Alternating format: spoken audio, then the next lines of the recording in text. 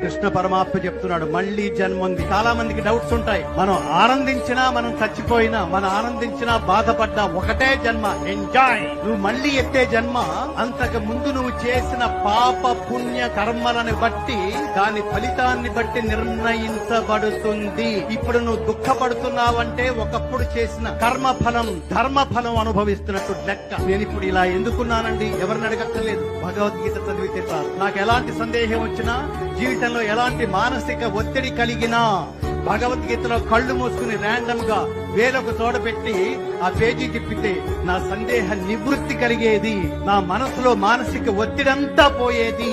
తక్కువడు కాదు. ఎందుకని నేను ఎప్పుడు చెప్తుంటాను, మిగతా మత గ్రంథాలన్నీ మనుషుల చేత రచించబడిందని చూడండి. మనిషి మాట్లాడితే దాని మాట అంటారు, అదే మాట దైవం మాట్లాడితే దాని మంత్రము అంటారు.